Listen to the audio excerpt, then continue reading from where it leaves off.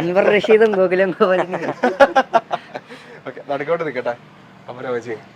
Okay, അപ്പൊ already അപ്പൻ എന്റെ അടുത്ത് പറഞ്ഞേക്കുവാ, എന്റെ അടുത്തൊന്നും ചോദിക്കരുത്, എനിക്കൊന്നും പറയാനുള്ള ശേഷിയില്ല.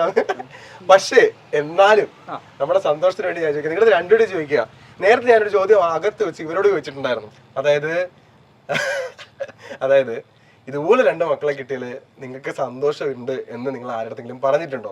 അപ്പൊ ഇവര് കേൾക്കാതെ പറഞ്ഞിട്ടുണ്ടെന്നാണ് അമ്മച്ചി അകത്ത് നിന്നിട്ട് വിളിച്ചു പറഞ്ഞത്. ശരിക്കും ജനിച്ചപ്പോ തൊട്ട് പറയാ സന്തോഷമാണ്. അല്ല, എന്നാലും ഇവരുടെ ഒരു വളർച്ചയുണ്ടല്ലോ. ഇപ്പൊ ഒരു 10, 15, 16, 17 വയസ്സുള്ള കുട്ടികള് അവരെന്താ പറയാ, പഠിത്തത്തിന് മേലെയായിട്ട് അവര് പുറത്തു വരിക, അവരുടെ കഴിവ് അത് പുറത്ത് ഉള്ള ആൾക്കാർ കാണുക, അത് അംഗീകരിക്കുക, ഇത്രയും അധികം ജനങ്ങൾ ഇവരെ തിരിച്ചറിയുക, ഇതൊക്കെ കാണുമ്പോ ശരിക്കും നിങ്ങളുടെ മനസ്സിലൊരു ഫീലിംഗ് എന്താണ്? ഗൂഗിൾ പേ ചെയ്യാൻ പറ. ഒത്തിരി സന്തോഷമുണ്ട്. ഇവന്മാരെ കേക്ക് ഞങ്ങൾ പറയല, പുറത്താരോടും പറയാറില്ല. ഞങ്ങൾ തമ്മിൽ ഇരുന്ന് പറയും കെവിനെവിൻ.